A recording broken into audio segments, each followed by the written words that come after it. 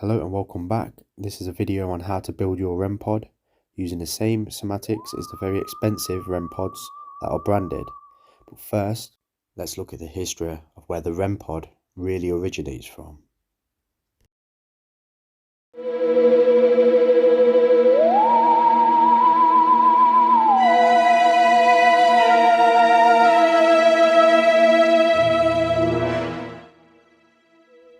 Gary Goldcott is the inventor of many of the gadgets that the Ghost Adventures crew used during their investigations.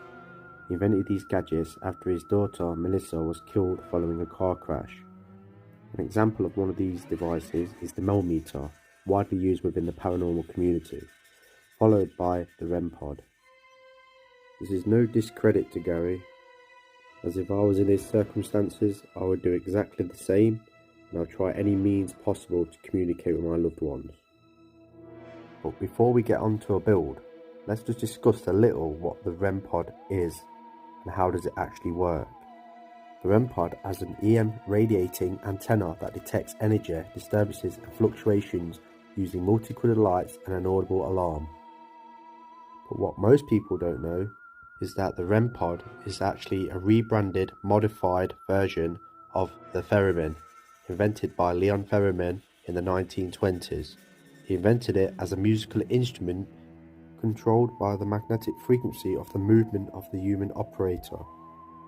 So as the device stands, it was not designed for paranormal use, but nevertheless, if it can be used using magnetic energy to control the audibles, these little devices, known as the Junior Pheromone Kits, are well worth the buy to build your own device and attempt to communicate with the paranormal.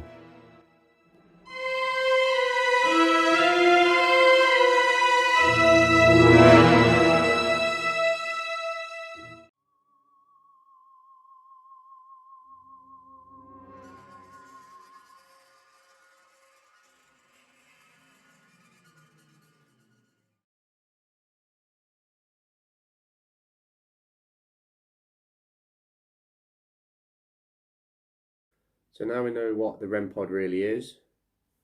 Let's have a look to see what's inside this box.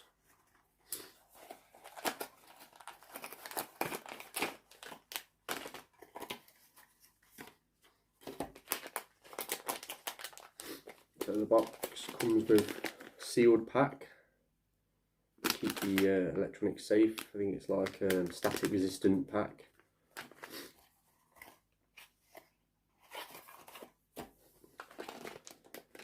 And inside of there, if I can open it,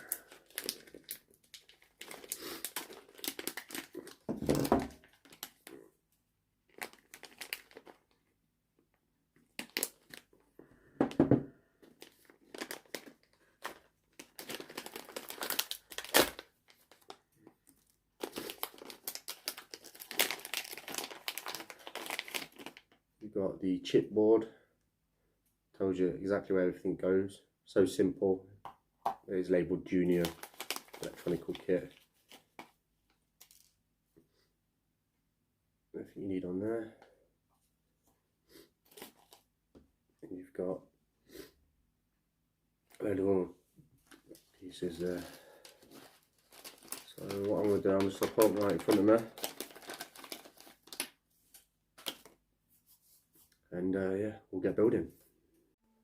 Always solder in a ventilated room and wear eye protection, as the solder can get very hot and can be very dangerous.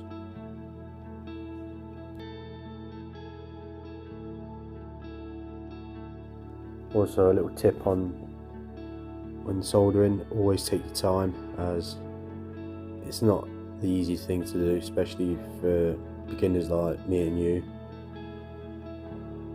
It does take a bit of patience, but you'll get there in the end.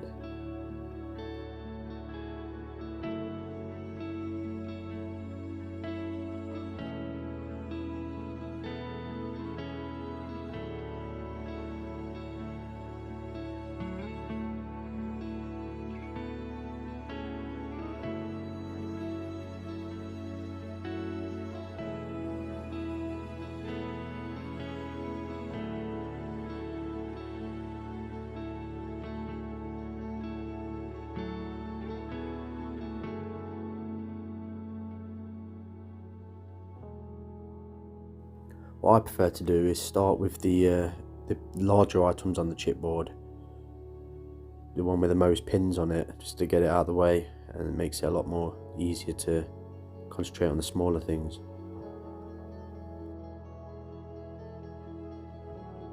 So if you're going to get switches, you want a 2-pin rocker switch, and you can pick them up off eBay for around £2-3 depending on what type you get. You don't necessarily need a switch, but it does help if you want to keep the battery in the case and not having to remove the battery every time. And the way to connect the switch is the battery connector positive to the switch, and another positive wire from the switch to the board.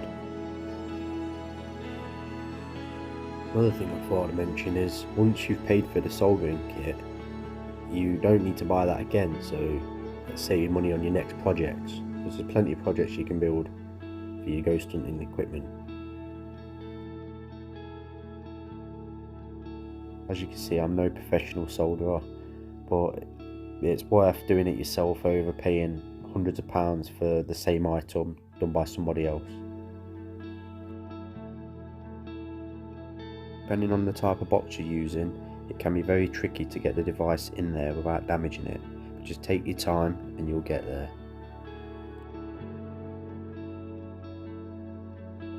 As you can see, it comes with 4 red LEDs.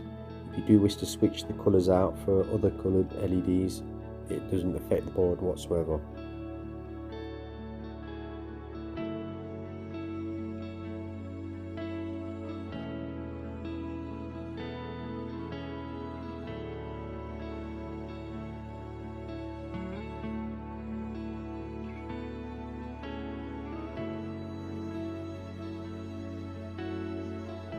As you see on this project box, it has a small retractable antenna.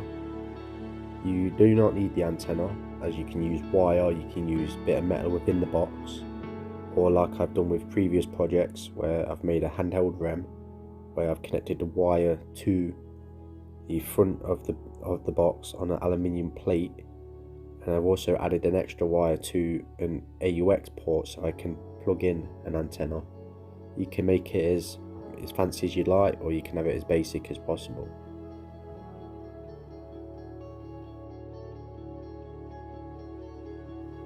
And that's the end of the REM build.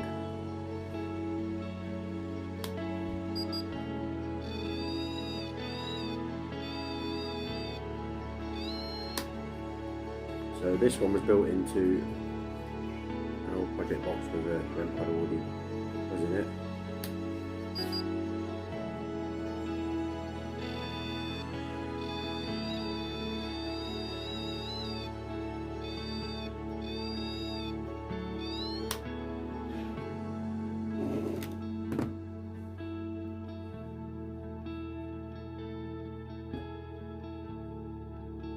So this is known as a mini REM within this bear. On eBay you'd find a mini REM for anywhere between £25 to £35, sometimes more. If you have any questions on these builds, please leave a comment and I'll get straight back to you. Thanks for watching.